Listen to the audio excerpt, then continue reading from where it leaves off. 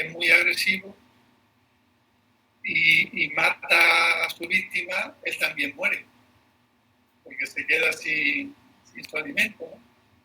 Pero que esos niveles son capaces los virus de pensar y de sí, claro que sí.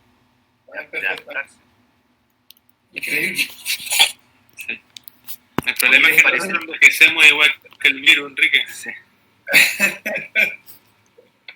Ojalá seamos conscientes, ¿no? Que tengamos esa inteligencia vírica de decir, si me cargo donde estoy, el primero que se va a morir soy yo, ¿no? O sea, que no tengo futuro, pero es complejo.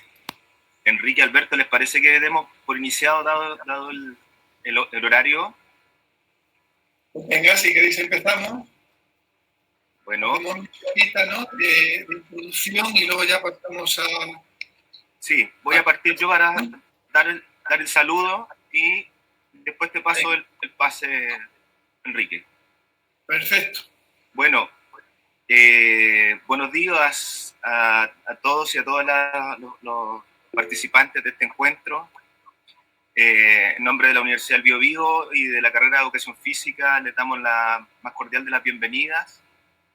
La verdad es que nosotros hemos querido seguir en contacto con la comunidad académica, con profesores. También queremos que nuestros estudiantes sigan actualizando conocimiento.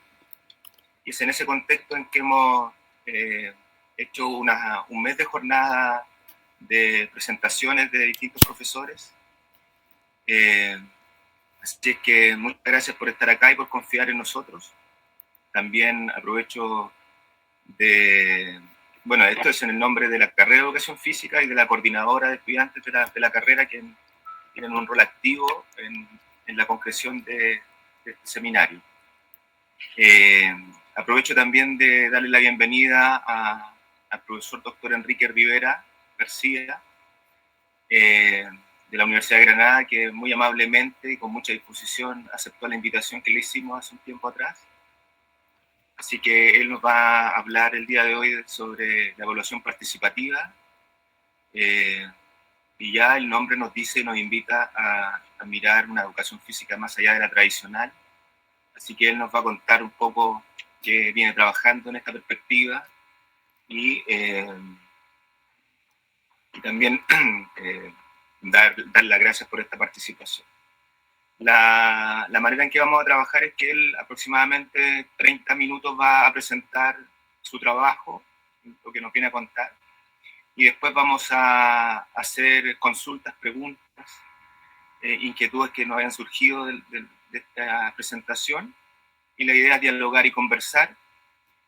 Así que les voy a pedir que dejemos en silencio los micrófonos, y así que para que Enrique pueda partir. Así que bienvenido, Enrique. Todo tuyo este espacio. Pues muchas gracias, Samuel. Para mí estar allí, aunque sea en la distancia, pues es como casi estar en casa, ¿eh? Y me agrada mucho tener esta oportunidad, y lo que hay que hacer es mantenerla. O sea, que el coronavirus no sea solamente el motivo, sino que se pueda mantener, porque yo creo que es una idea muy interesante de poder compartir experiencias de diferentes contextos, ¿no? O sea, que ahí habéis tenido un acierto y creo que merece la pena. Yo por lo menos intentaré, cuando retomemos las clases allá a mediados de septiembre, intentaré hacer por lo menos unas cuantas, copiar el modelo, y haremos unos cuantos conversatorios con nuestros estudiantes. Os invitaremos para que podáis estar. Lo malo es que yo tengo turno de mañana aquí, entonces vais a tener que trasnochar, ¿eh? Pero bueno, vamos allá. Lo que yo os traigo realmente son reflexiones, son ideas, son frutos de lo que es la experiencia que yo he vivido a lo largo, pues ya de 40 años de profesión, ¿no? Y lo que sí que he sido capaz de tomar conciencia es que la evaluación, para mí, es como la caja de Pandora. Abrir la evaluación es abrir la caja de Pandora. Ahí salen ya todos los miedos, todos los monstruos, todo todo lo que nos preocupa al final se termina traduciendo en la evaluación. Y es una pena, porque estamos dando mucha razón a ese viejo dicho de dime cómo, no cómo evalúas, porque la evaluación no tiene nada que ver con la calificación. Yo diría, dime cómo calificas y en base a qué calificas, y porque seguramente en base a eso tus estudiantes aprenden y lógicamente tú enseñas, ¿no? Y es algo que debiéramos de superar. Cuando hablamos de evaluación, desde los años 90, pues parece como que se impuso un modelo de evaluación que todavía hoy pervive, ha sido capaz de sobrevivir. Ha sido más letal el virus de la evaluación de los 90, que yo espero sea la pandemia que tenemos actualmente, ¿no? Y esas famosas preguntas que hacía César Coll en su día, esas preguntas que siempre nos enseñaron a hacernos con la evaluación, pues todavía siguen vigentes, ¿no? Te siguen diciendo, mira, tú cuando vayas a evaluar lo que tienes que hacer es dar respuesta a 4 preguntas básicas. ¿Qué evaluar? ¿Cuándo evaluar? ¿A quién evaluar? ¿Y cómo evaluar? Y eso parece que nos ha ido acompañando pues, desde los años 90, que ya estaba en activo, hasta hoy, pues, lo he seguido, vamos, lo sigo viendo. Y sigo viendo que es la tendencia mayoritaria. Y muy rara vez aparecían por lo menos 2 cuestiones que yo creo que son claves, o yo pienso que son claves. La primera es, ¿para qué vamos a evaluar? ¿Por qué estamos evaluando? Y la segunda sería el por qué evaluar. ¿Es necesaria la evaluación? Intentando aquí, podríamos jugar un poquito con ese cambio de conceptos. ¿Es necesario evaluar para calificar? ¿Eso es necesario o sería algo que podríamos prescindir de ello en lo que sería nuestro marco educativo? Prescindir es muy, muy difícil porque desde luego los modelos y los sistemas que nos imponen desde los poderes políticos, pues evidentemente van todos en la misma dirección. Pero por lo menos sí debiéramos de tomar conciencia de que a lo mejor calificar no es tan necesario. Evaluar sí, pero calificar no es tan necesario. Podríamos perfectamente vivir sin calificar. Entonces, buscando un poquito esa diferencia, hace ya bastantes años, ya por lo menos como 15 años aproximadamente, nosotros nos empezamos a replantear y quisimos dar el salto de esas preguntas clásicas a intentar ver la evaluación desde otra perspectiva. Entonces, yo recuerdo una vez que escuché a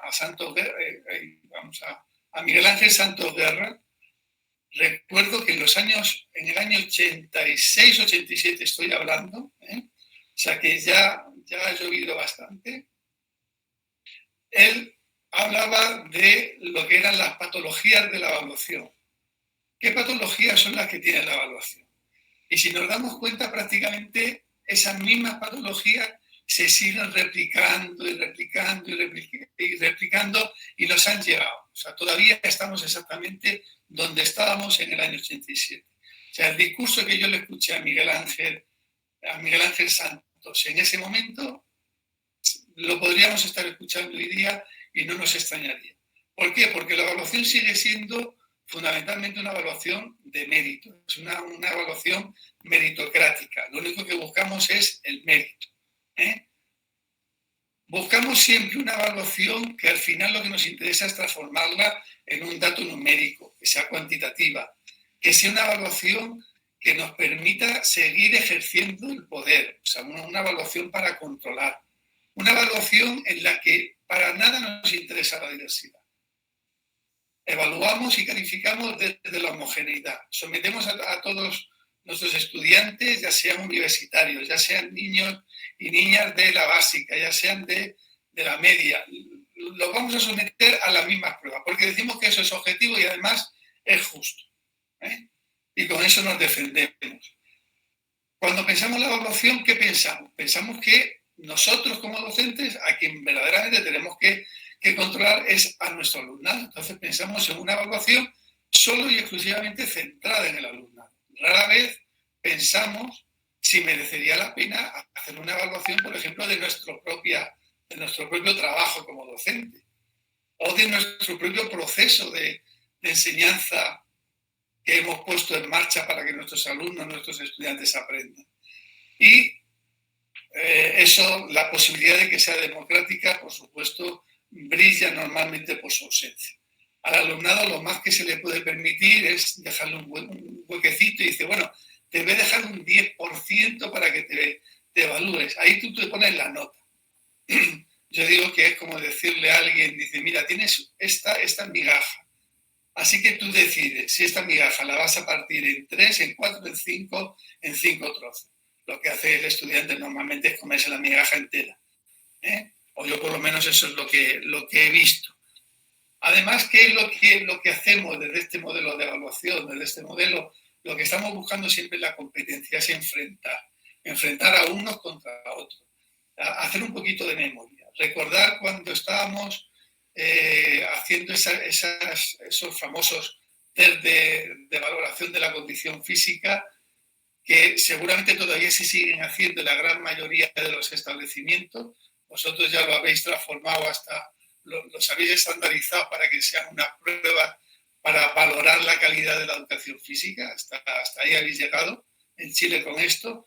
Pero yo cuando lo veo aquí hacer, que se hace normalmente al principio y al final, y algunos profesores también lo hacen a mitad de curso, lo que verdaderamente cuando observas, ¿qué es lo que ves? Lo que ves es a un alumnado que se van preguntando entre ellos, oye, ¿tú cuántos abdominales has hecho? Yo he hecho 28, ahora te he ganado, yo he hecho 32.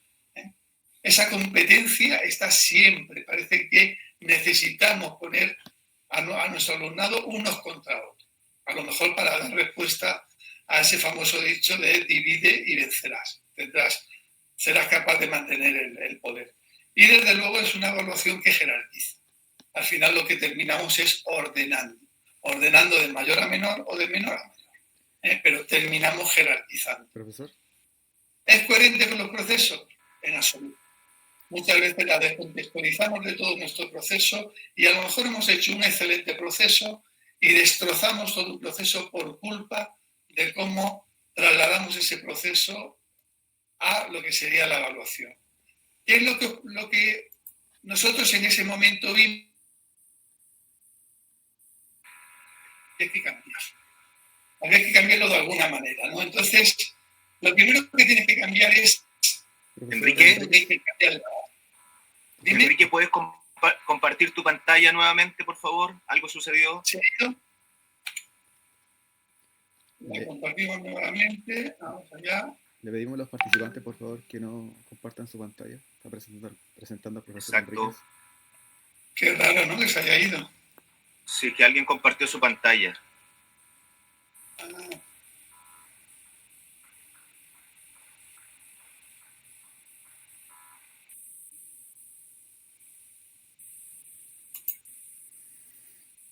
¿La tenéis nuevamente? Sí. Gracias, Enrique. Ya la tenéis, ¿no? Entonces empezamos a tomar conciencia de que había que cambiar. Y lo que hay que cambiar no es la evaluación, lo que hay que cambiar es el modelo completo. Y ese modelo completo lo tenemos que cambiar y empezar a ver una educación física de otra perspectiva. Nosotros esa perspectiva la empezamos a pensar, decir, lo primero, ¿qué alumnado queremos al final formar? ¿Cómo queremos que sea ese estudiante que a mano cuando sale como nos gustaría que fuera? Porque no lo vamos a conseguir. Suele estar muy poquito tiempo compartiendo con nosotros y es raro poderlo conseguir en tan poquito tiempo. Pero por lo menos lo vamos a intentar. Yo digo que le vamos a dar una semilla. Yo les digo a mis estudiantes, yo os voy a dar una semilla. Esperar el momento adecuado para plantarla. Ahora mismo estáis en un pedregal, con lo cual esa semilla meterla en el bolsillo y guardarla. Cuando lleguéis a espacio fértil, cuando lleguéis a tierra fértil, a lo mejor ahí es el momento. Entonces nosotros decíamos, yo quiero que mi alumnado sea reflexivo, que mi alumnado participe, que sea creativo, que sea crítico. Eso es lo que a mí me interesa. ¿Por qué me interesa eso? Porque si a mí me interesa ese alumnado es porque quiero construir una sociedad diferente. Una sociedad donde exista el compromiso y una sociedad que comparte esos valores democráticos. Ese era para nosotros nuestro punto de partida. Y la evaluación tenía que dar respuesta a ese modelo. Porque si no daba respuesta a ese modelo, no estaríamos haciendo absolutamente nada. Vamos a abrir la completa, que se nos ha ido al cerrar. Bueno, por eso vamos a ir a la propuesta que nosotros empezamos a diseñar y que poquito a poco intentamos que fuera mejorando. En primer lugar, dijimos, ¿qué entendemos por evaluación? Para nosotros, ¿qué es evaluar? Mirad, os voy a llevar a la metáfora del iceberg, del iceberg. Entonces, ¿qué queremos? ¿Mantener esa evaluación objetiva o pensando que es objetiva cuando sería muy cuestionable? ¿O verdaderamente queremos ver algo más allá de la evaluación? Y ese algo más allá de la evaluación es aquello que se queda invisible para el docente, que es mucho. Normalmente suele ser muchísimo más lo invisible que lo visible. Por eso, de ahí vendría la metáfora del iceberg. ¿Y por qué queremos hacer visible lo invisible? Lo queremos hacer porque consideramos que nuestros propios estudiantes, nuestros propios alumnos y alumnas, son quienes tienen que tomar conciencia del proceso que han vivido. Ahí estaría el éxito. Que ellos fueran capaces de evaluarse, de tomar conciencia de su proceso. Que no dependan de que yo les diga, esto has aprendido porque yo lo valoro. No, yo veo muy poco. Son ellos los que han visto verdaderamente su proceso de aprendizaje. Bueno, pues esta idea que para mí está recogida de una definición de evaluación de Miguel Ángel Santos Guerra, que decía, ¿qué es evaluar? Evaluar es tomar conciencia del proceso educativo. Para mí es la definición más corta, más bonita y más completa de lo que significa evaluar. A partir de ahí, dos ideas más. La siguiente idea. Nosotros no podemos plantear una evaluación totalmente aislada. La evaluación no se puede pensar por sí misma. La evaluación se tiene que ver dentro de todo un proceso. Debe de estar integrada dentro de todo un proceso. Porque si no está dentro de ese proceso, el mecanismo no va a funcionar. Porque esto es como los relojes antiguos, que cuando funcionaban por pequeñas coronitas que iban interconectadas. Para que se mueva bien una, se tiene que estar moviendo también las demás. Si no, difícilmente va a funcionar. Como se me caiga una de esas coronas, automáticamente me estoy cargando todo el modelo y todo el proceso en el que estoy intentando trabajar. Y por último, nos parecía vital algo que cuesta mucho trabajo, y es que la evaluación verdaderamente sea una evaluación, fijaros, ni siquiera compartida. Que quien realmente toma conciencia es el alumnado. Y si realmente él es el que toma conciencia, él es el que está capacitado para poderse autocalificar. Por eso entendemos que la evaluación no es cosa de una persona, ni de dos, ni de tres, es cosa de los tres al mismo tiempo. Pero la base, aquí diríamos, el mango de la sartén pasaría del docente al alumnado. Él sería quien mandaría sobre su proceso de evaluación y sobre su calificación. Apoyado, ayudado, criticado en positivo o en negativo, sobre ese proceso por el docente y por el resto de los compañeros, por supuesto. Pero que sea un proceso honesto, limpio, abierto. Bueno, pues si continuamos hacia adelante, en definitiva lo que os estoy proponiendo, lo que estamos proponiendo es simplemente que hay que hacer un cambio claro de foco. O sea, si ahora mismo quien verdaderamente parece que tenía todo el poder, todo el mando, era siempre el docente, se acabó. Tenemos que hacer un cambio de foco y ese foco tiene que empezar a alumbrar, tiene que empezar a dirigirse, tiene que empezar a iluminar al alumnado, que son quienes verdaderamente están viviendo el proceso. ¿Por qué? Pues porque, como os estaba comentando anteriormente, para nosotros evaluar tiene que significar simplemente algo tan sencillo como ayudar a nuestro alumnado a que siga creciendo. Fundamentalmente que siga creciendo como persona. Como persona competente para luego poder ejercer una profesión, también. Pero que fundamentalmente siga creciendo como persona. Persona que va a vivir en comunidad, persona que va a entrar en interacción y persona que tiene que ser capaz de ser al mismo tiempo que persona, ciudadano o ciudadana. Por eso, siempre todo nuestro proceso se ha basado en cuatro esquinas. Reflexionar, criticar, participar y crear. Esas han sido las 4 esquinas de la evaluación, de cómo nosotros hemos estado pensando en la evaluación. ¿Nos negamos a calificar? Pues mirad, si tuviéramos la posibilidad, si yo tuviera la posibilidad de no calificar, no calificaría. Creo que es lo que está matando el proceso educativo. La calificación es el peor virus que podemos tener en el proceso educativo. Porque esa calificación normalmente termina siendo lo que juegue como factor negativo de todo el proceso. Pero me temo que eso no es posible. O sea, nos obligan a calificar. Yo a mi alumnado le decía siempre, digo, si queréis ponemos a todos en la misma calificación. Ellos me decían, sí, pero es que yo he trabajado más, es muy difícil sacarlos de ahí. Entonces, ¿hay que calificar? Sí, hay que calificar. ¿Puedo transformar, digamos, lo negativo en positivo? Por supuesto. Por supuesto que lo puedo transformar. Entonces, lo que tengo que hacer es una calificación que a priori nos puede traer más problemas que beneficios, la podemos transformar en algo positivo. Desde una calificación yo puedo también enseñar, o yo puedo también ayudar, más que enseñar, ayudar a mi alumnado a que aprenda a respetar. En primer lugar, que aprenda a respetarse a sí mismo. Y en segundo lugar, que aprenda a respetar a los demás. Esa es la clave de una buena autocalificación. Ahí está bien, ahí tendríamos la clave.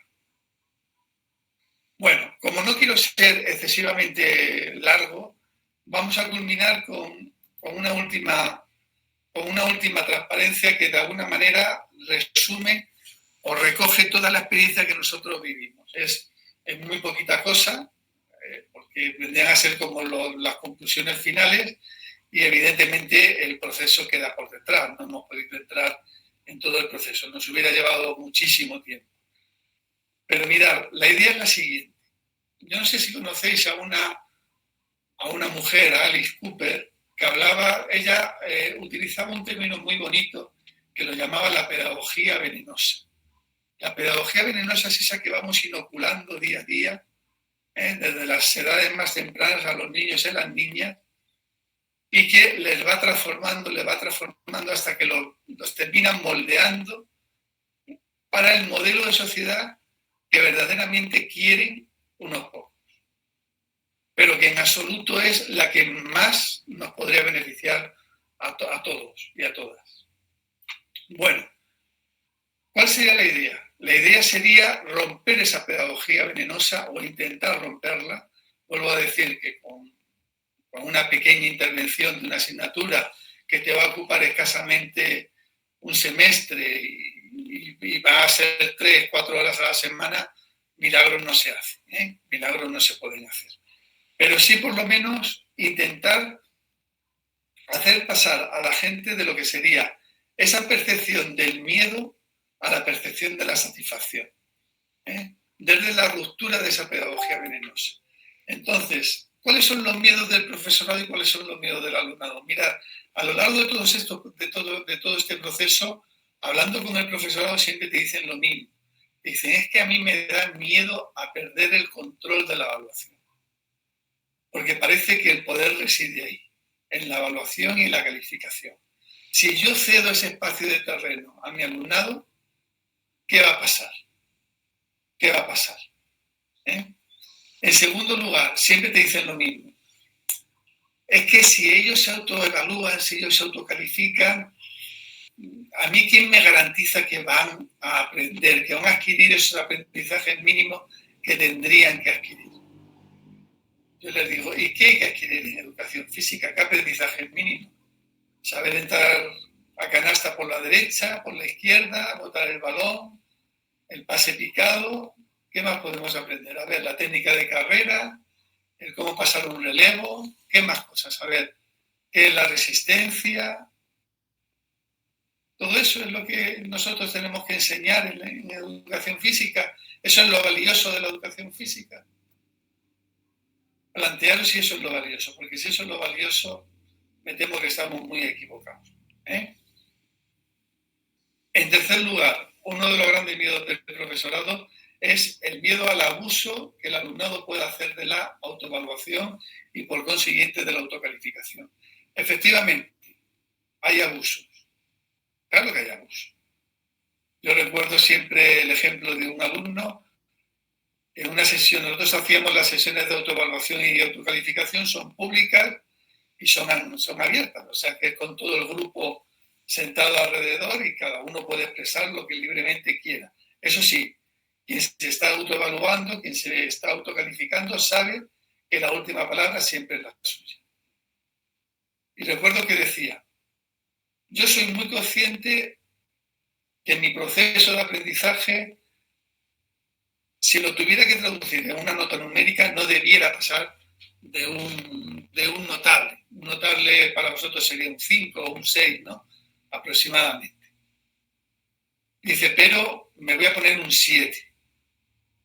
Un 7 en vuestro caso, un 10 en nuestro caso. Me voy a poner un sobresaliente. Dice, ¿por qué me voy a poner un sobresaliente? Porque me hace falta tener una buena nota de expediente. Porque con esa buena nota de expediente yo sé que en el futuro voy a tener mejores posibilidades para seguir cursando otros estudios, para tener mejores opciones laborales, etcétera, etcétera. Bueno, pues eso lo tienes que escuchar. Y es bueno que se escuche, pero también hay que ser capaz de decirlo. O sea, dentro de lo malo vamos a quedarnos con la parte buena. Y la parte buena es que ese alumno por lo menos fue capaz de decir, estoy siendo, o sea, o mi ética no existe. La estoy dejando totalmente al margen. Estoy simplemente buscando mi interés particular. En cuanto al alumnado, ¿el alumnado tiene miedo de autoevaluarse, de autocalificarse? Pues curiosamente sí. El primer día que les decías, no os preocupéis por la evaluación, no os preocupéis por la calificación, la vamos a dejar en vuestras manos, ellos se ponían muy contentos, pero que a medida que avanzaba el proceso y sabían que tenían que adquirir compromiso con el proceso de aprendizaje, empezaban a salir los miedos. Y el miedo fundamentalmente es el modelo tradicional. Es decir, salir de su zona de confort. Hay muchos estudiantes que dicen, mire, a mí déjame en paz. A mí me explican, me cuentan, luego me haces un examen, yo hago como que sé mucho, apruebo el examen, usted me aprueba y ahí hemos terminado.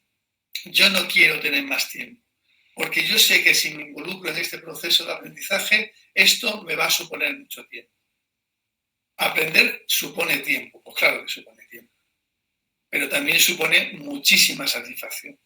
Y luego ellos tenían mucho miedo a los abusos entre los compañeros, a los abusos en el espacio de la calificación, que luego se ha dicho, y nosotros en un momento determinado decidimos hacer una pequeña experiencia, una pequeña investigación para ver cómo se desviaban las calificaciones. Y recuerdo que les pedimos que ellos calificaran a todos sus compañeros, nosotros les calificábamos también previamente y luego ya cada alumno, cada alumna ponía su calificación y la desviación de 0 a 10 puntos no se iba en más de un punto, punto y medio, esa era toda la desviación. O sea que tampoco era una cosa de auténtica locura. Satisfacciones, pues claro que te da muchas satisfacciones. Lo primero es porque descubres el sentido del por qué tú como docente estás ahí. ¿Para qué estás ahí? Te sientes útil. Ves que eres capaz de darles posibilidades a tus estudiantes para que sigan aprendiendo. Además, disfrutas en tus clases, porque ves que el alumnado se implica en las clases.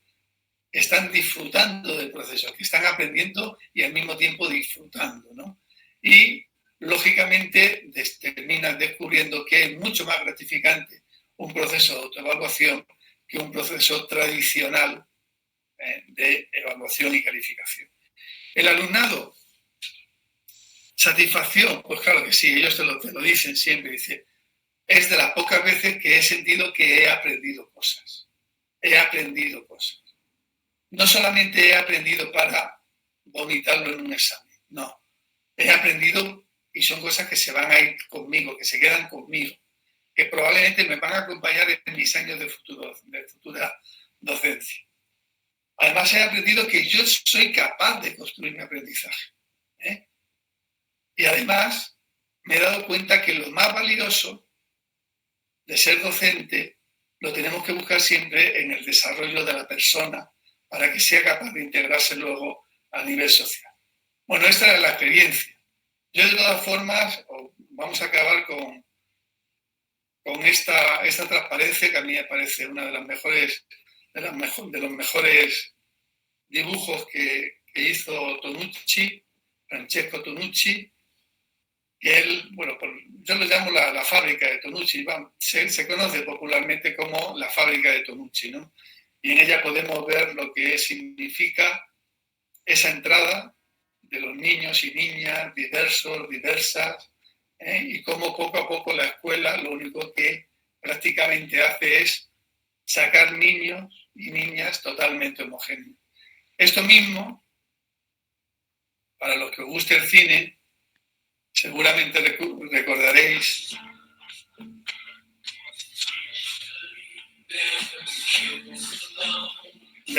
esta película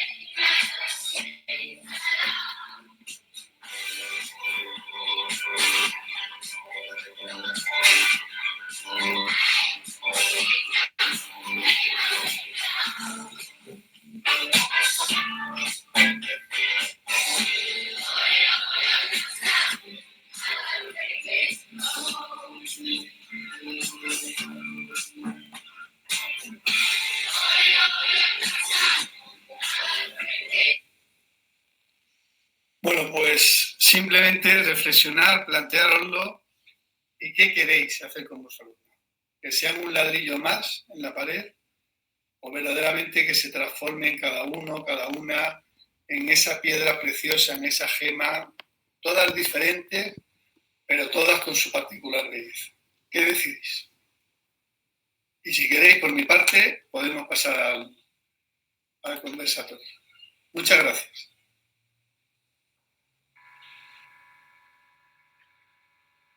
Gracias, Enrique.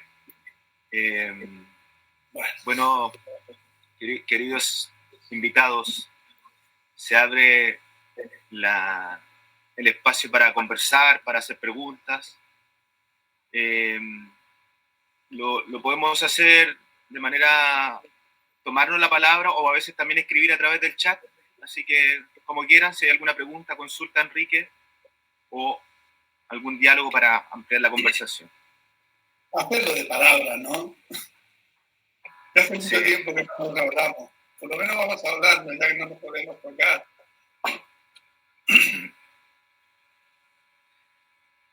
¿Alguien tiene alguna pregunta, alguna consulta, alguna reflexión? Libremente, ¿eh? Yo tengo una pregunta. Ya, Nayaret. Buenos días, profesor. Mi pregunta es la siguiente. ¿Cómo puedo modificar el proceso o método de educación cuando el estudiante ya está adiestrado, acostumbrado al método tradicional? Mira, los estudiantes nunca están adiestrados. Siempre les queda ese pequeño brote, aunque parezca que son esos árboles que parece que se han secado, que ya no van a dar, y no van a sacar un solo brote más. No te preocupes. Todos tienen esa pequeña posibilidad de seguir lanzando ese último brote. La esperanza no la pierdan nunca. Ellos son mucho más ricos de lo que nosotros pensamos. Lo único que ocurre es que están agazapados, están con miedo. Están, se han sabido adaptar al sistema. Una cosa es adaptarte al sistema y sobrevivir, y otra cosa es ser y sentirte sistema. Entonces, no seáis tan pesimistas con vuestro alumnado. Y yo, en todo caso, siempre digo lo mismo.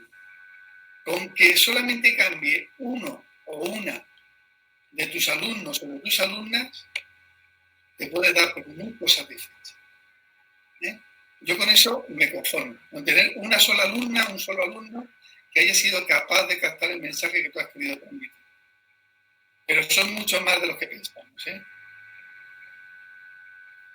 Muchas gracias. A ti. Yo puedo compartir una reflexión. Dale, Carlos. Sí, hola, buenos días a todos.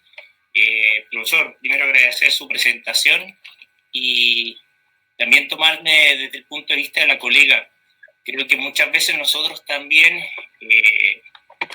situamos nuestra enseñanza bajo un enfoque que es tradicionalista, es decir, siempre queremos tomar el mando o tener, como señala Ruiz Pérez y Delgado, nos seguimos focalizando en una enseñanza que es tradicional, donde no le damos la oportunidad a nuestros estudiantes para poder establecer un proceso de enseñanza y aprendizaje que sea enriquecedor para todos. Siempre partimos de la concepción de que el estudiante tiene que aprender del maestro. Muchas veces nosotros somos los que tenemos que aprender de ellos. Creo que desde esa óptica es como usted también planteó lo que es la evaluación. La evaluación debiese ser un proceso que es compartido y también fomentar lo que es la coevaluación, que a través de esos procesos nosotros podamos sacar nuestras fortalezas y nuestras oportunidades para crecer. Eso más que todo lo que puedo entender o lo que puedo a lo mejor plasmar desde lo que usted nos trata de hacer analizar nuestra profesión. Eso. Sí, eso está claro. Yo ahí comparto contigo plenamente esa idea. Pero fíjate que siempre hay que ir más arriba. La evaluación, recordad siempre eso, forma parte de un proceso. Es una parte más. O sea, si tú lo cambias, yo creo que lo primero que hay que cambiar es tu propia ideología. Es lo primero que hay que cambiar. Si no cambiamos nuestra propia ideología, es muy difícil conseguir cambiar solamente una partecita tan pequeñita como es la evaluación. Aparte que se va a notar, porque se ve que queda como artificial, sí, una coevaluación, mi alumnado, pero parece que se nota, ¿no? Porque te falta esa motivación, esa ilusión por decir, no, vamos a hacer un cambio real. Y el cambio real tiene que empezar por nosotros, y por nosotras. Ahí está la clave.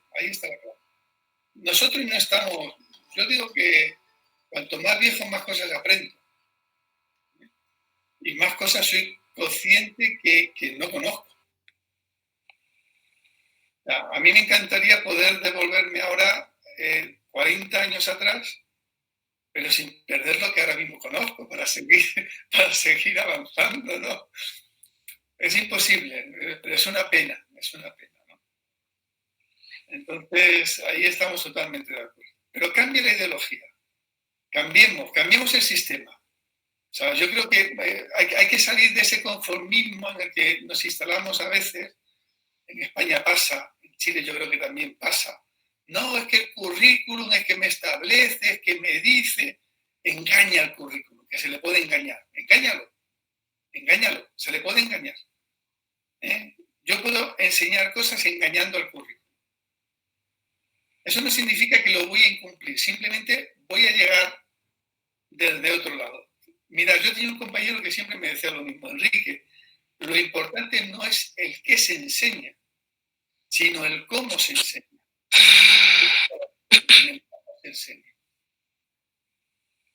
Y es cierto, ¿eh? Lo importante es el cómo, no el qué. Eso es lo que le queda a vuestro alumnado. Si no hacer memoria, ¿qué recordáis de vuestros mejores profesores y profesoras? ¿Recordáis lo mucho que sabía de matemáticas? No. ¿Recordáis cuando se echaba la mano por encima del hombro y te decía, venga, no te preocupes, esto está hecho. Venga, vamos a dar aquí un empujoncito. Oye, mira, esto te ha salido ya mucho mejor, ¿eh? Todavía falta, pero venga. O sea, lo que recordamos de nuestros mejores docentes es su humanidad. Su humanidad. Y eso es lo valioso. Hola. Hola. Quería hacer alguna intervención. Carol, desde Chile. Buenos días a todos. Dale, Carol. Sí. Estaba pensando un poco con la idea recogida de los colegas y también lo que propone el profesor. Creo que previo a proponer esta metodología de evaluación, creo que todos podemos concordar en que partir con la autoevaluación, con la coevaluación, es un proceso que nos abre mucho más la pedagogía en general, pero creo que hay un proceso previo a eso que es como el tomar conciencia de lo que es el aprendizaje, tanto para nosotros como docentes como para nuestros estudiantes. Y creo que dentro de ese proceso también nosotros mismos como profesores y profesoras hacemos cierta resistencia a plantear esta nueva idea, porque claro, estamos quizás muy con todo este material, con toda esta información de que hay otras formas de hacerlo, pero también tenemos cierta resistencia a cómo finalmente llevarlo a lo concreto. Y desde esa concreción también, ¿cuál sería el punto de inicio entonces de poder plantear esta nueva metodología? Poder romper un poco con los esquemas que estamos tan acostumbrados a llevar. Y un poco retomando lo que estaba diciendo Enrique respecto a la humanidad, siento que un concepto que se me ocurrió hace poco, que estamos un poco haciendo disdocencia, o sea, en el momento que nos estamos como desvinculando de ese ser persona para tomar como un rol de ser profesor, donde hay cosas que hace el profesor, hay cosas que cumple el profesor, y nos escapamos un poco de ser nosotros mismos, de conectarnos desde ese lugar más humano con nuestros estudiantes, y finalmente dejamos de lado estas cosas como dar el espacio, dar la oportunidad y no sobrevalorarlos tampoco, o sea, entender que ellos también, o sea, todos somos capaces y somos personas posibles de generar esta nueva metodología, de ser conscientes, pero insisto, hay un proceso previo de tomar conciencia. ¿Y cuál finalmente entonces sería ese punto de inicio? Sí, evidentemente ahí está la clave, ¿no? Entonces, mira, nuestro punto de inicio lo llevaba el título de la propuesta que hacíamos. Nuestra propuesta se llamaba formar personas, formar docentes. O sea, primero vamos a tener una buena persona. Y sobre una base de una buena persona podemos tener un buen docente. Yo lo que pongo muy en duda es que sobre la base de un buen docente podamos tener una buena persona. Eso es más complejo. Entonces vamos a formar primero esa base de la persona, de formar personas. Y a partir de ahí vamos a empezar. Vamos a empezar a formar a un buen docente también, que tampoco lo vamos a dejar de lado, muchísimo menos. Entonces, ¿dónde está el inicio? El inicio está en tu cambio ideológico. Ahí está el inicio. Ese es el inicio. Tienes que cambiar tú. O sea, si tú realmente cambias, mira, hay momentos en la vida en que esos cambios se producen, se provocan. Yo, por ejemplo, para mí fue clave, recuerdo una conferencia, la primera conferencia que escuché a una persona que ahora es un buen amigo, que es Juan Miguel Fernández Balboa. No sé si lo conocéis por allí. Yo cuando escuché la primera vez a Juan Miguel, que venía de Estados Unidos, y la verdad dije, oye, este hombre, aparte de otras cosas, está haciendo propuestas interesantes que aquí no estamos reparando. ¿Por qué? Porque estábamos en modelos técnicos, eminentemente técnicos. Nosotros no estábamos preocupados por otro movimiento que no fuera a enseñar de lo nuestro. Yo recuerdo que enseñaba metodología didáctica. ¿Qué enseñaba yo? Pues enseñaba cosas que ahora me parecen ridículas. Los estilos de enseñanza, que si el mando directo, que tontería, qué pérdida de tiempo, qué pérdida de tiempo. Con las cosas tan interesantes que se puede enseñar en didáctica. Entonces, hay un momento en el que hay un punto que seguramente te impacta. Y detrás de ese impacto, si eres capaz es un poco como esa caída de San Pablo del caballo, ¿no? Cuando se cae el caballo Saulo y entonces viene Dios y le dice, deja de perseguir a los cristianos y conviértete, pues es un poco, hay veces que vivimos ese punto. Aprovéchalo entonces. Si eres capaz de verlo, aprovéchalo. Y empieza a cambiar, empieza a cuestionarte. Empieza a cuestionarte qué es lo que estás haciendo. ¿Qué estoy haciendo yo? ¿Estoy rutinizando mi trabajo? ¿Para mí mi trabajo es una rutina? ¿O verdaderamente quiero que mi trabajo me motive cada día que lo estoy realizando? Y que sea diferente cada día. Y que sea mejor. Yo creo que ahí está la clave. Hay gente que ahora, el rollo este de la pandemia del coronavirus, se ha venido abajo. Se ha caído, se ha derrotado. Y otra gente ha dicho, no, se pueden hacer muchas cosas. Venga, vamos a hacerlas. Vamos a hacerlas. Vamos a hacer propuestas para que se puedan hacer en casa. Algunos se echan las manos a la cabeza. La ministra ha dicho que los gimnasios los va a transformar en aulas para que se puedan dar clases de otras áreas. Y se echan las manos a la cabeza. ¿Qué desprecia la educación física? No te mires tanto el ombligo, docente de educación física, que al final el ombligo siempre es el ombligo. Y por desgracia parece que nos forman para mirarnos el ombligo. Levanta la vista, que por delante está un mundo increíble. Un mundo increíble. Bueno, no me quiero enrollar, que he puesto tiempo. Vamos allá, Luis, ¿no? Sí, ¿cómo está, Enrique? Buenos días. Desde tan lejos, otra vez acompañándonos. Buenos días a todos los que están cerca. Sí, hace una semana atrás estuvimos compartiendo y toda la conversación me ha recordado esa otra conversación con el profesor Marcos Neira de Brasil, que ellos están en un cambio de paradigma. Como se demostró la semana pasada, ¿cierto? Ellos ya no hablan de educación física, están hablando de cultura corporal. ¿Ya? Incluso el seminario era educación física cultural. Y esto es porque, claro, hay una propuesta de esta evaluación participativa, ¿cierto? Donde involucra más al estudiante que al profesor. Y me recordó lo siguiente también, cuando se habla de coevaluación. Hay un concepto por ahí de un autor, creo que es de don Jorge Pérez Gallardo, que habla de la corresponsabilidad de la enseñanza. Es decir, yo, estudiante, ya no estoy más arriba que él ni más abajo, estamos en paralelo. Y eso es de Paulo Freire también. Eso, no estoy descubriendo la rueda con eso. ¿Ya? Es decir, ¿desde dónde va a partir esa enseñanza? ¿Va a partir desde la hegemonía o va a ser contrahegemónica? Y como bien dijiste hace un rato atrás, cambia tu ideología.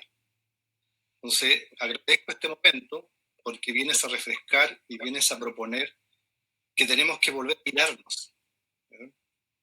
¿Qué voy a hacer con esto que yo aprendí?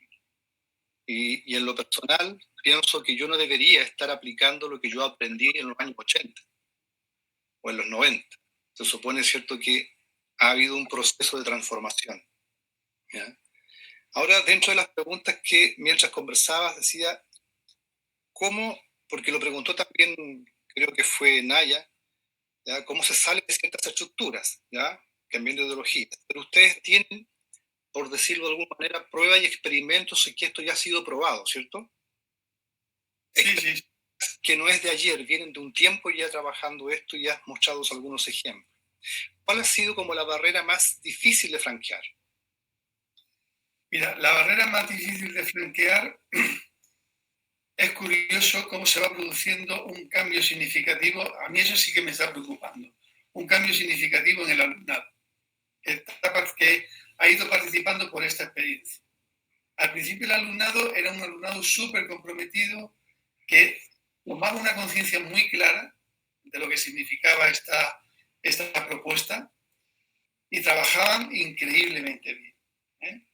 ¿Tú sabes lo que es que te llegue un alumno en este caso, a una sesión de autoevaluación y diga, yo me voy a suspender. Pero me voy a suspender por una razón muy sencilla, porque me he dado cuenta tarde de lo que yo podía haber aprendido en esta propuesta y no he sabido aprovechar. Y creo que merece la pena el próximo año volver a estar aquí.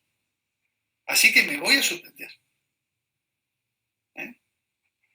Poder darte cuenta de eso es súper interesante. O ese otro estudiante que te dice, mire, lo que más me han aportado ustedes es que es la primera vez que yo me levanto todos los días a las 7:30 de la mañana para venir a clase. Teníamos clase a las 8:30. Yo jamás me levantaba a esa hora para ir a clase. Yo era de los que iba en turno de mediodía. A partir de las 12 empezaba a ser persona. Entonces, mirad, eso cada día se está perdiendo. A mí eso me está preocupando mucho. Me está preocupando porque veo que el alumnado que cada día nos va llegando a la facultad va teniendo una conciencia social cada vez más empobrecida frente a esa conciencia social que yo vivía hace 15, 20 años.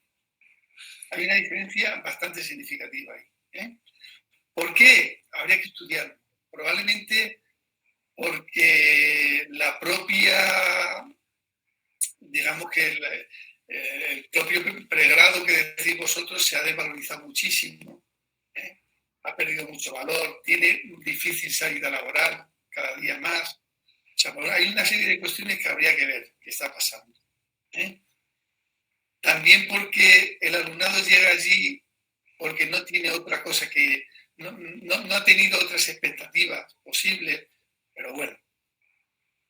Eso inevitablemente está ahí. ¿Qué es la pregunta que tú me hacías a mí de qué es lo que, digamos, a lo largo de nuestra experiencia, lo que más nos ha podido preocupar? Lo que más te preocupa es, a mí particularmente, es que la gente se opere de la conciencia. Se opere de la conciencia. Aquí teníamos y seguimos, murió, no ha muerto, murió, que me perdone Juan Rábago, murió Jorge.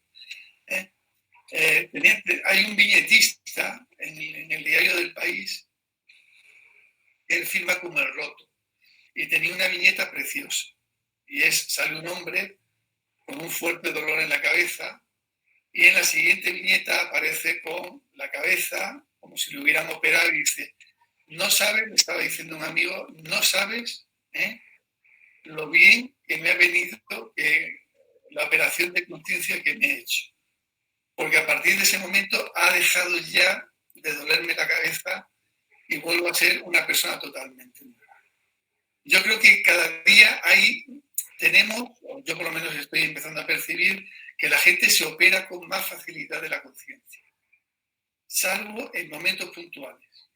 Hoy ha sido maravilloso ver las noticias y ver cómo en Londres se están tumbando todas las estatuas de los esclavistas. Los personajes en Londres, esclavistas, que los están tumbando, o en Estados Unidos, de gente que estaba enalteciendo lo que era la esclavitud. Eso te empuja. Lo que pasa es que nos estamos acostumbrando, no sé, esa es mi percepción, ojalá me esté equivocando, como a una sociedad en la que aparece rápidamente, es como una fuerte luz, como cuando disparamos un cohete al cielo, aparece, estalla un gran resplandor, pero enseguida nos cambian la noticia, nos cambian la perspectiva y la gente se olvida. La gente se olvida. Entonces, vamos a ver, ¿cuánto tiempo van a tardar en Estados Unidos de olvidarse de todo el movimiento social que ha supuesto ahora mismo la muerte de esta persona? ¿Cuánto tiempo van a tardar? Lo que tarde este señor en remontar en las encuestas, si es un poco inteligente y deja de decir tonterías como la última que ha dicho, y nos puedan dar otro trozo, es como si soltando carnaza. Parece como que tenemos ya una sociedad que está ávida de carnaza. Le echan la carnaza a un lado y allá va. A mí eso me está preocupando. Y yo creo que la gran culpa la tenemos en la educación. Pienso que es la educación donde tendríamos que estar sentando las bases. Y veo un colectivo docente excesivamente conformista con la situación. Es que el currículum es así, no lo puedo cambiar, me obligan los estándares de aprendizaje. No, venga, hombre, déjate ya de estándares de aprendizaje. Dedícate a lo importante. Los estándares de aprendizaje luego, si quieres, los vas marcando en la hoja y se los das al ministerio. Si total, para lo que lo va a mirar. Doctor Rivera. Sí, dime. Agradecerle su presentación en realidad y volviendo al tema de la evaluación en general, yo creo que la mayor percepción que tenemos que tener de esto es nuestra concepción social que existe de la evaluación. Y tenemos que parar un poco la idea de seguir dándole vuelta a que vivimos en una sociedad en donde lo que importa son las notas, porque llevo 20 años escuchando y quejándonos de lo mismo, no evolucionamos en torno a eso. Ya hemos avanzado en torno a incorporar metodologías didácticas de enseñanza, a desarrollar evaluación participativa, a potenciar la coevaluación y la autoevaluación, y también llevamos los mismos 20 años que llevo ejerciendo como profesora, quejándonos de que el currículum es rígido, que tenemos que hacer esto porque el ministerio lo impone, y en realidad creo que la pandemia nos ha dado la oportunidad de que nosotros digamos ahora, oigan, los papás por primera vez están diciendo, no me interesa que mi hijo pierda el año, no me interesa que mi hijo, no sé, le pase, digamos, yo lo voy a proteger de cualquier cosa y los aprendizajes ya llegarán, está siendo una oportunidad de que nosotros vivamos en torno a la familia, de que compartamos, de que valoremos un poco más la situación en torno a las casas.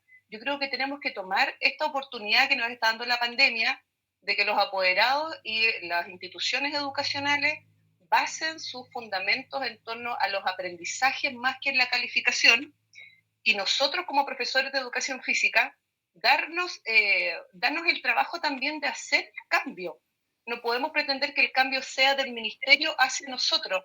En realidad el nivel de obediencia que tenemos en torno a eso es el que nos tiene un poco parados, y creo que nosotros podemos ser ahí quienes generemos el cambio en la educación física, desde nuestra especialidad. Eso solamente. Sí, totalmente de acuerdo. Esa es nuestra responsabilidad, generar cambio. Porque el ministerio no nos quepa la menor duda que no va a cambiar nada. No va a cambiar nada. Yo en eso soy totalmente pesimista. Cada día sigo viendo en el ministerio más burócratas. Más burócratas, simplemente. Le preocupan los papeles, que la gente esté ocupada, entretenida, haciendo muchos papeles, rellenando muchas fichas, muchas historias. Yo digo que los están entreteniendo. Porque lo que no quieren es que nos fijemos en lo importante, que es en la docencia, en las clases, en trabajar con nuestro alumnado.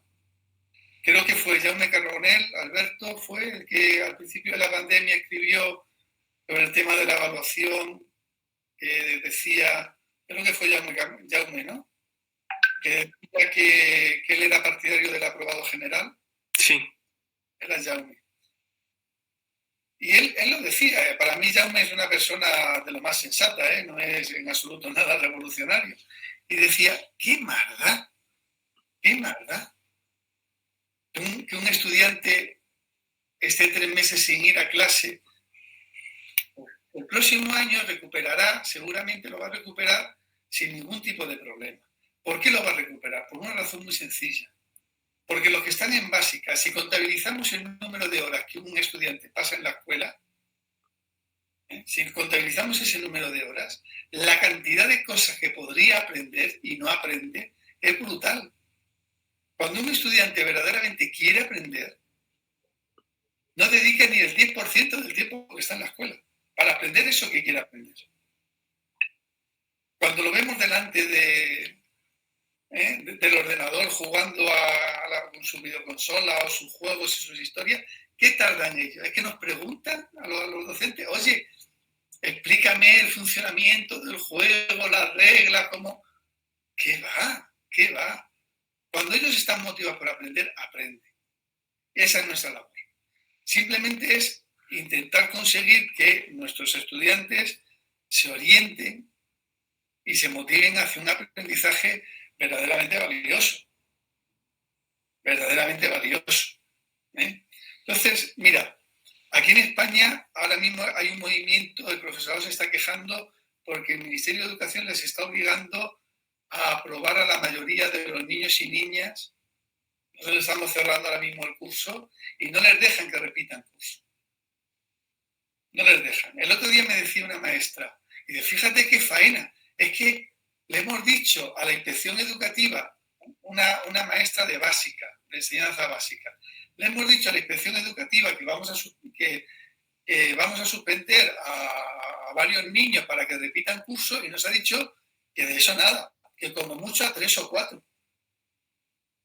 Es que hay que ver, es que entonces esos niños, si no han hecho nada estos 3 meses, no sé qué.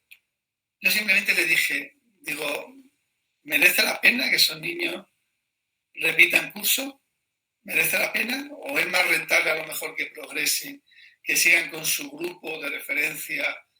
Ellos aprenderán. Cuando quieren aprender, ya aprenderán. Si los niños cuando quieren aprender, aprenden rapidísimo. Rapidísimo. No tengamos tantas prisas. Entonces, yo ahí desde luego sí que coincido plenamente contigo que el cambio es nuestro, es responsabilidad nuestra. Y estamos haciendo dejación de funciones en cuanto al cambio. Estamos siendo excesivamente permisivos con la administración, yo diría que cómodos. Somos muy cómodos y muy cómodas de decir, bueno, me dicen esto, pues venga, seguimos por este camino que no me crea mayor problema, no me crea mayor conflicto y ya está. Muy bien. Hola. Buenos días para ti. Hola, buenas. Pablo, dale. Mira, yo tenía una reflexión que hacer con respecto a la evaluación. Constantemente todas las personas evaluamos día a día todas las situaciones, pero estamos acostumbrados a hacer una evaluación hacia afuera, hacia el otro, y yo creo que eso se vio con esta pandemia, porque finalmente el profesor le culpa al estudiante o al grupo estudiante que no aprende, y si tenemos mejores estudiantes, la dirección, y si no el ministerio, el colegio dice, no, yo no te puedo dar estas posibilidades porque el ministerio me aprieta, pero nunca estamos evaluándonos nosotros.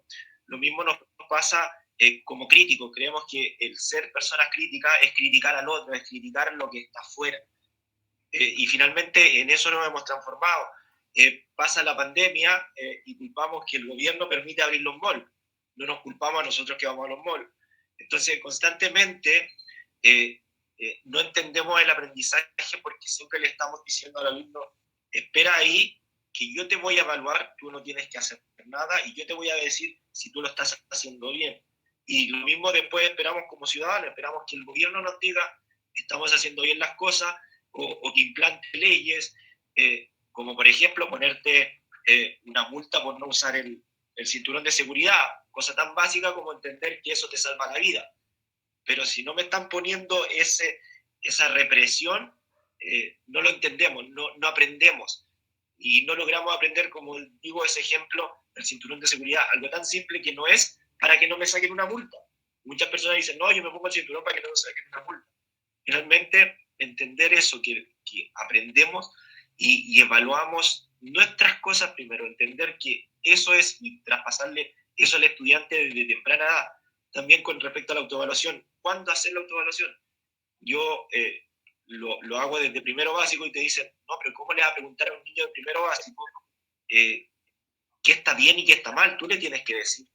Y nos pasa mucho quizás a los docentes que te dicen, no, quizás hay evaluaciones, autoevaluaciones en la media, pero en la básica, ¿cómo un niño va a saber? Entonces cuesta implantar y salir del modelo, pero yo creo que como profesor de educación física tenemos esa ventaja y desventaja de cómo nos mira el resto de los docentes como la materia fácil, de ser más libre de hacer este tipo de cosas. Y yo creo que como profesores de educación física tenemos esa posibilidad y esa responsabilidad de ir cambiando y mostrándole a nuestros colegas y a la dirección que se pueden hacer cosas distintas. Eso. Sí. Eso está totalmente claro. ¿Sabes lo que más ayer o antes de ayer estuve revisando las narrativas del alumnado de este año sobre el tema de todo el proceso de enseñanza? ¿Sabes lo que más me preocupó? O lo que más me empieza a preocupar, que los estudiantes dicen, el modelo de la autoevaluación nos parece genial, pero no estamos tan satisfechos con el tema de la autocalificación, porque vemos que hay alumnos y alumnas que se aprovechan de esa oportunidad para sobrevalorarse por encima de lo que realmente han aprendido. Y entonces te dicen que pienso que debiera ser usted quien pusiera la nota. Es terrible. A mí me parece terrible. Es decir, me gusta autoevaluarme, pero yo quiero que sea usted el que me ponga la nota, que usted me califique. Porque no me fío ya de mis compañeros y de mis compañeras. Ya no me fío de ellos. He perdido la confianza en ellos. Tengo más confianza en el enemigo que en mis propios amigos. Entonces ahí está pasando algo. Hay una descarga valórica importante. Estamos perdiendo un montón de valores. Y eso es lo que más a mí me está empezando a preocupar ya. Por eso creo que debemos de actuar. Debemos de actuar lo antes posible. En la educación física, como muy bien dice Pablo, tenemos una ventaja sobre el resto. Y es que nadie nos mira. Yo les digo, vamos a ver, ¿cuándo ha ido un padre a vernos porque su hijo, él cree que no juega bien del todo a baloncesto o a handball o no? Yo creo que mi hijo tuerce un poquito el pie al correr. Digo, ¿cuántos habéis recibido quejas de esa característica por los aprendizajes de vuestros hijos en educación física? ¿Cuántos? Prácticamente nadie. Entonces tenemos una oportunidad de oro desde esa capa de invisibilidad de poder, digamos, trabajar de forma diferente. No lo desaprovechemos.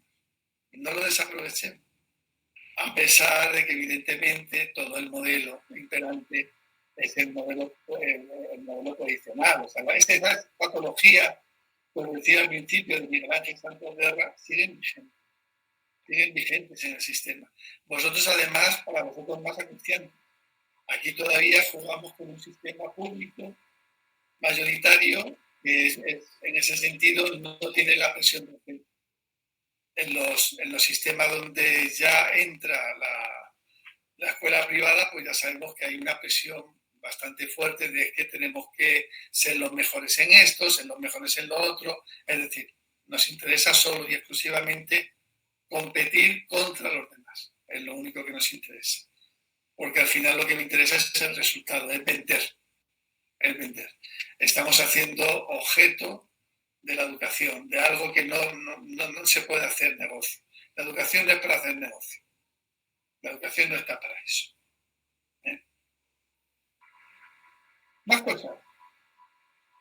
Alberto, Samuel acá. Una pregunta. ¿Cómo hacemos para que esto no esté asociado a individuos y a sujetos individuales, dado su ideología, dada su pensamiento, su mirada sobre el fenómeno? ¿Cómo lo hacemos para ir corriendo el cerco? De manera que sea un poquito más internalizado, por así decirlo, que sea más frecuente verlo, más que temas aislados. Bueno, eso yo creo que están inventados, Samuel. Esos son los lobbies de poder. Entonces, hoy por hoy el lobby que manda es el lobby del modelo clásico de educación física, donde se sigue enseñando lo mismo. En las facultades, ¿qué se enseña? ¿Qué se enseña en las facultades? ¿Cómo se enseña? ¿Cómo se enseña un deporte en una facultad? Realmente enseñamos a que nuestros estudiantes sean capaces de hacer bien las ejecuciones técnicas de los deportes, que conozcan la táctica, pero realmente enseñamos a enseñar. Nos preocupa enseñar a enseñar, realmente. Entonces, lo que tenemos son la formación inicial que hacemos, tendría que cambiar radical. Ya te vas a encontrar el primer muro. El primer muro van a ser tus propios colegas. Ahí vas a tener un muro que es duro, ¿Cómo se vencen esos muros? Pues mira, se vencen difícilmente. Aquí tengo un buen amigo y colega y que trabajo bastante con él, que es Isaac Pérez, que trabaja mucho el tema de la gamificación. Este señor, Isaac, es una persona que raro es el año que la propuesta que él hace de gamificación no sale en la prensa y en la televisión nacional. Raro es el año que no sale. Hace una propuesta, él enseña toda su asignatura desde la gamificación. Y hace una propuesta increíble. Bueno, pues te puedo decir que su facultad es como el loco. El loco. Este está loco, está como apartado. Cuando verdaderamente la facultad, cuando sale al exterior, es gracias a él. Entonces, es muy difícil. La única manera es ir extendiendo el virus. Es por contagio, como lo llaman, de manada, ¿no? El contagio de manada, de ir poco a poco extendiendo el virus. Y yo ya la experiencia me dice que no hay que ir a romper. No hay que ir a romper los muros. Los muros hay que hacer un poco como lo que hacía el actor de la película de Cadena Perpetua, no sé si la recordáis. Cadena Perpetua, ¿suena la película? De un hombre era un gerente de un banco que le meten en la cárcel por hacer una malversación de fondos. Y entonces él le pide al alcaide que le regale un martillito porque él jugaba al ajedrez para construirse su propia figurita de ajedrez. Y con ese Sueño de fuga se llama acá. ¿Cómo? Sueño de fuga. Sueños de fuga, pues eso. Aquí la llamamos cadena perpetua. Bueno, pues yo creo que hay que hacer como él, ¿no? Con ese martillito, poco a poco, hay que ir horadando el túnel, ir rompiendo las defensas. Porque si intentamos tirar las defensas, vamos a fracasar. Esto tiene que ser por contagio. Y la forma de contagiar es que tu alumnado disfrute contigo, que tu alumnado aprenda contigo, que siempre estés abierto a que los colegas compartan contigo y tú con ellos, y es la única manera. Lo que pasa es que esto es un proceso de muchos años. Cambiar las facultades de golpe es muy difícil, es tarea compleja. ¿Por qué? Porque habría que dinamitarlas. Entonces tendríamos que ser terroristas educativos para poder hacer cambio en esta línea. Que, ojo, está en nuestra línea. A lo mejor estamos los equivocados, somos nosotros. Yo siempre también me lo planteo. A lo mejor nos estamos equivocando nosotros. Nunca se sabe quiénes son los equivocados. Pero esa es la paciencia que nos tiene que llevar. Y en las aulas igual. En los centros educativos, los centros se mueven por personas. Hay una persona cuando inicia un cambio en un centro, cuando el centro empieza a cambiar, empieza a transformarse, ese centro poco a poco por contagio empieza a transformarse. Pero no hay otra posibilidad. Gracias, Enrique. ¿Alguien más quiere hacer alguna pregunta? Y tienes aquí una... ¿Sí? Sí. No veo yo tu nombre. ¿Tienes el micro abierto? No sé si está pidiendo la palabra o... Abrir el micro y hablar y ya está. Yo creo que es lo más rápido. Sí, hablen nomás, sí.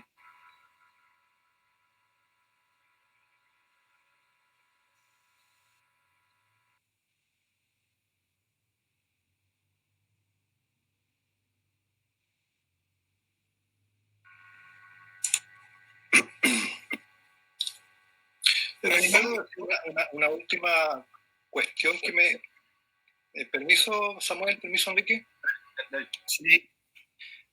Siempre me ha llamado la atención cuando se habla de autoevaluación, que se supone que es algo que hace la propia persona, ¿cierto? pues auto, y les damos los parámetros. Entonces ya no sería autoevaluación. Y siempre me dicen, oye, pues tienes que darles parámetros para que sepan desde dónde se van a evaluar. Yo digo que no, que si es autoevaluación él verá. No sé qué opinas tú ahí en eso.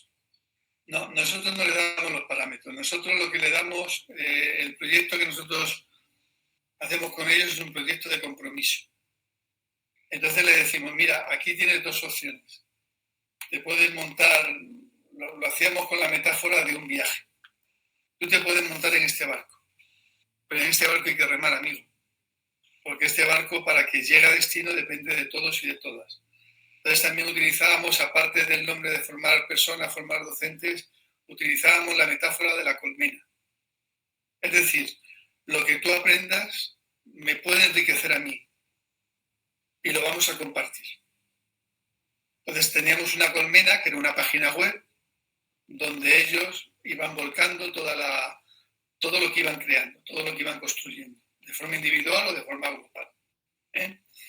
Eso significa que el proceso empieza a caminar. Y nosotros se lo decíamos claramente, decíamos, mira, eso es un compromiso, es un compromiso. Aquí tienes dos opciones, o comprometerte o bajarte, no hay ningún problema. En la próxima vez que toquemos puerto, tú te bajas y si quieres una evaluación tradicional, hacemos una evaluación tradicional. O sea, nosotros jamás nunca hemos obligado a que la gente haga el proceso de autoevaluación. O sea, ha sido una decisión totalmente libre. Ahora, eso sí, una vez que yo me monto en el barco, si el compromiso es crear un proyecto, que nosotros trabajamos mucho por proyectos, si el compromiso es crear un proyecto para que luego ese proyecto se pueda llevar a un centro educativo, hacer una propuesta de un par de clases, etcétera, etcétera, te estás comprometiendo. Si te estás comprometiendo, tienes que dar respuesta a ese compromiso.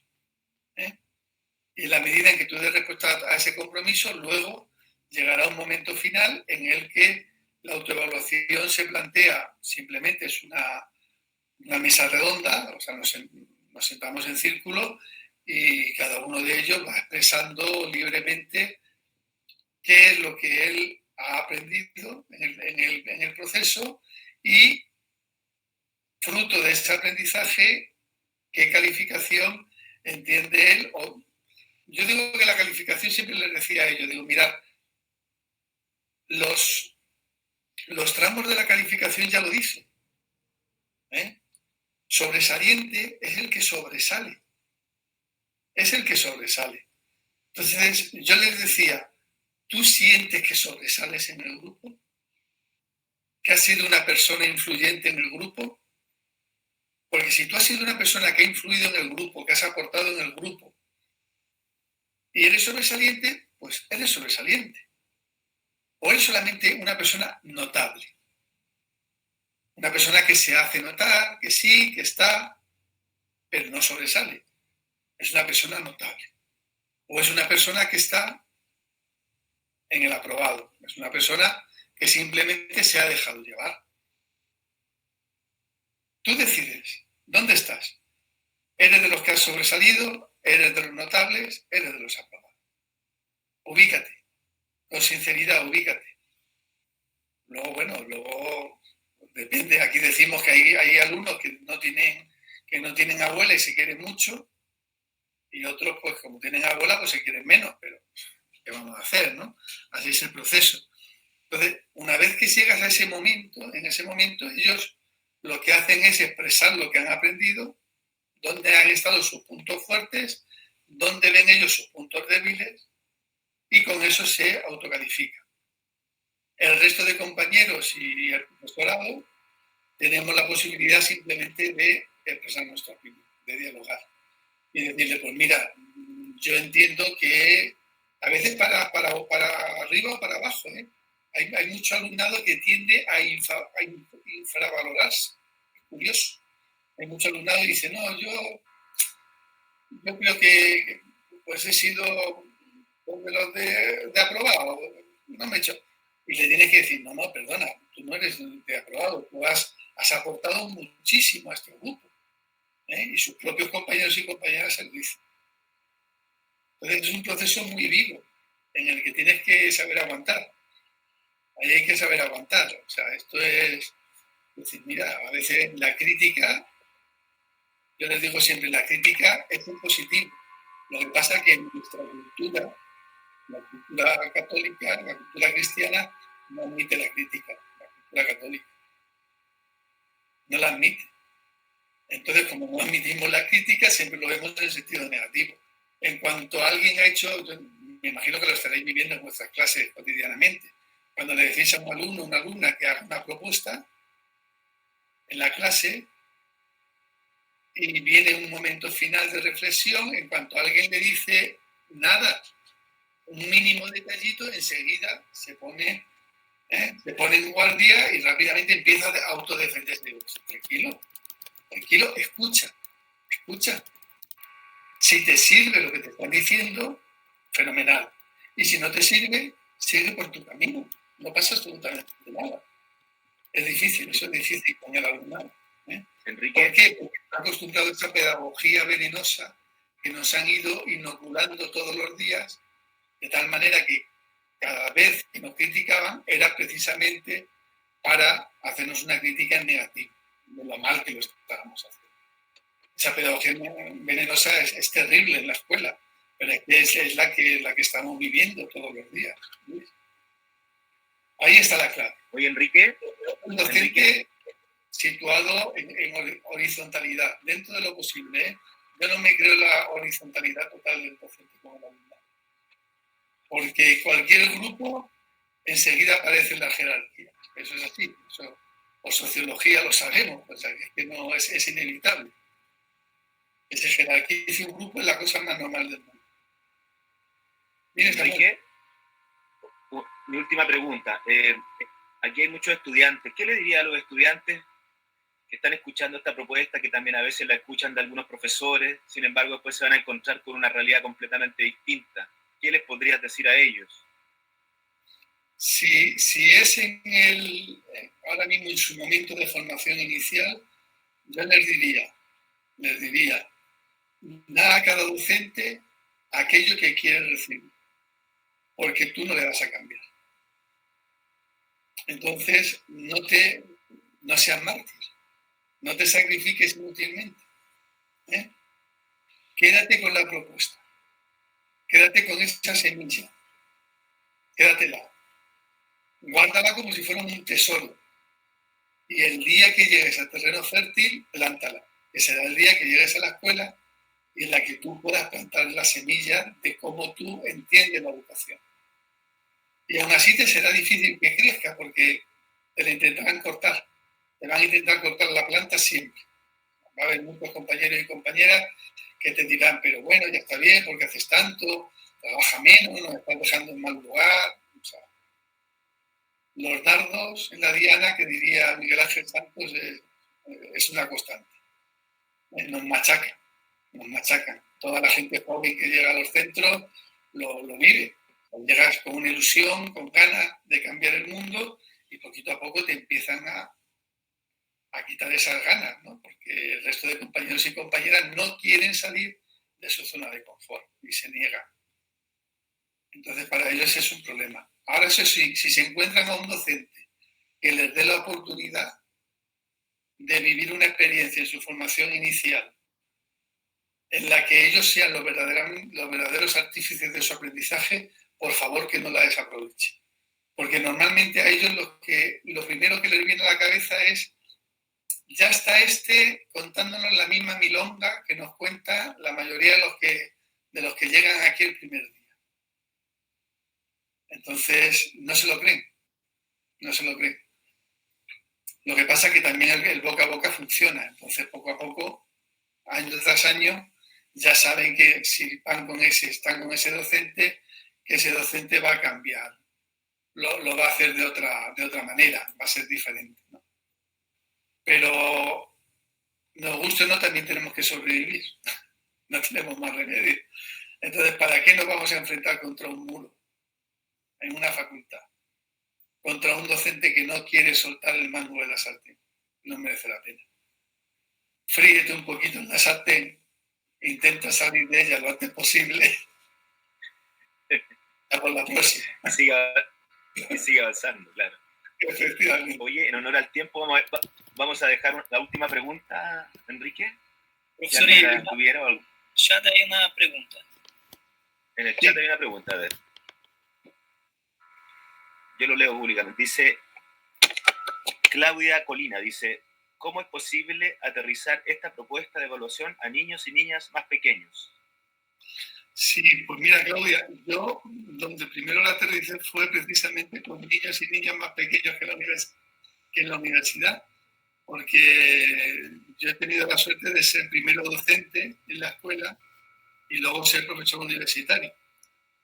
Y sinceramente, cuanto más abajo vas, cuanto más baja, cuando la edad es menos, digamos, es menor, la propuesta funciona mucho mejor. Y es lógico. ¿Por qué? Pues porque todavía ese veneno de la pedagogía venenosa no está tan sumamente dentro de los niños y de las niñas. Ese veneno va creciendo.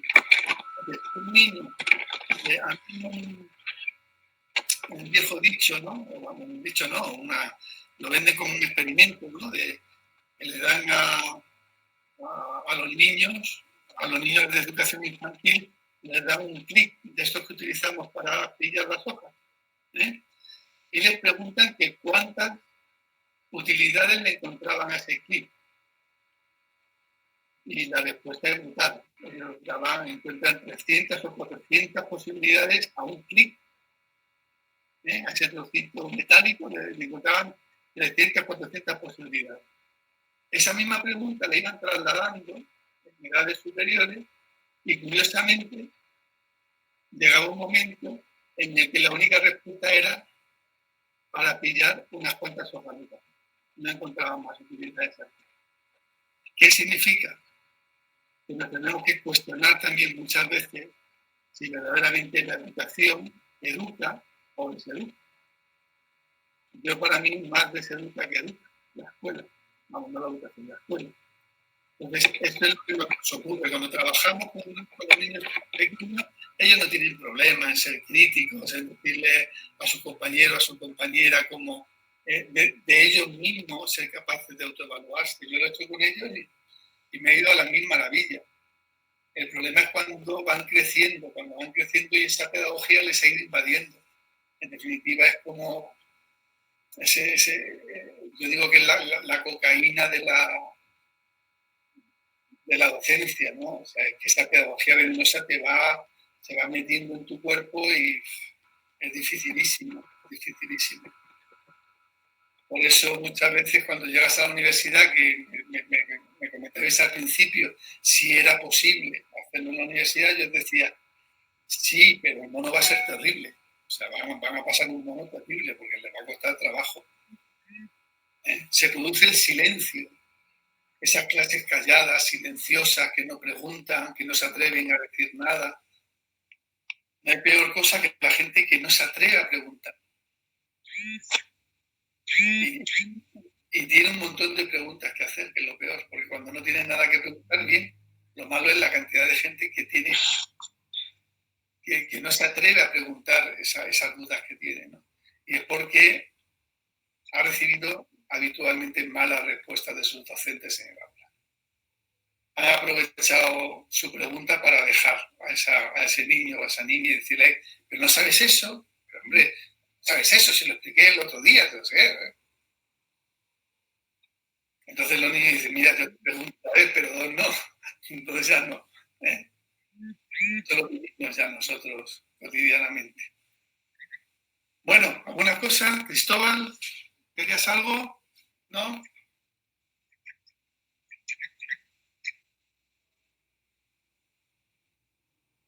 Pues intentar que vuestros estudiantes den muchas utilidades al PIB. Ese es el secreto. No solamente es el secreto.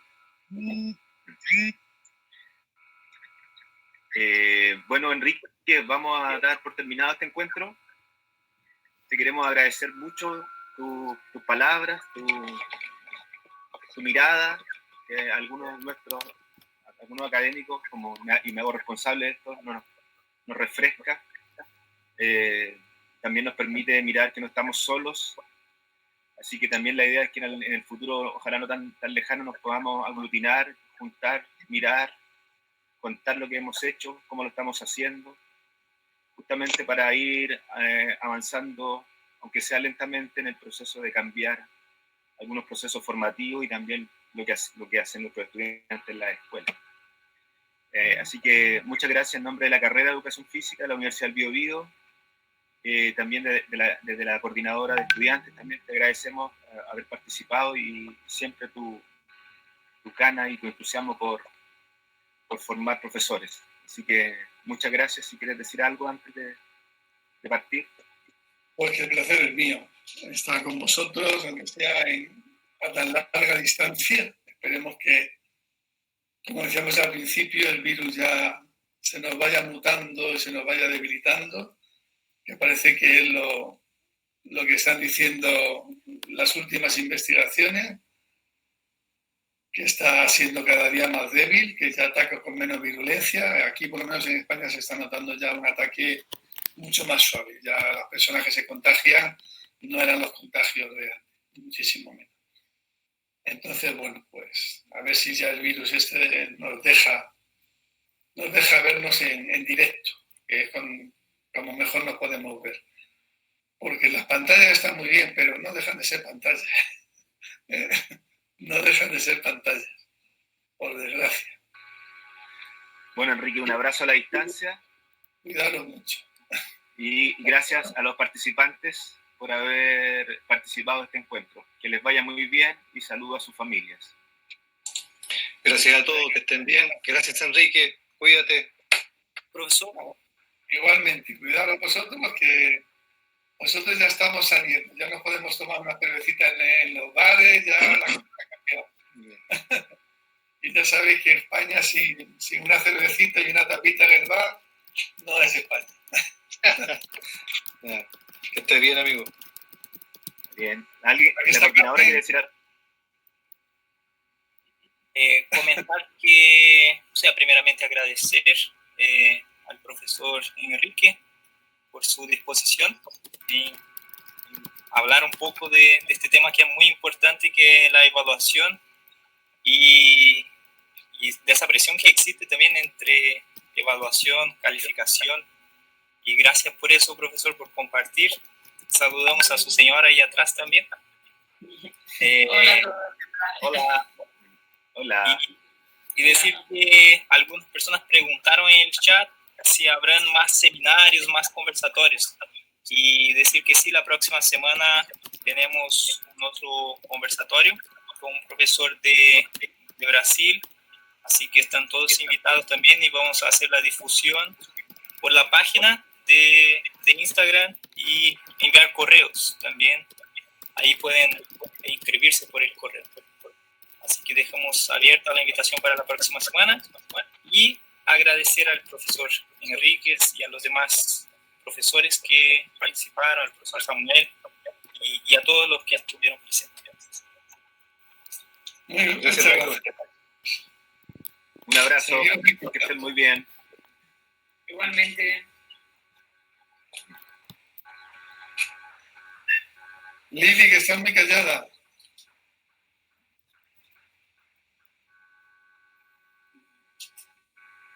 No te oigo, Lili.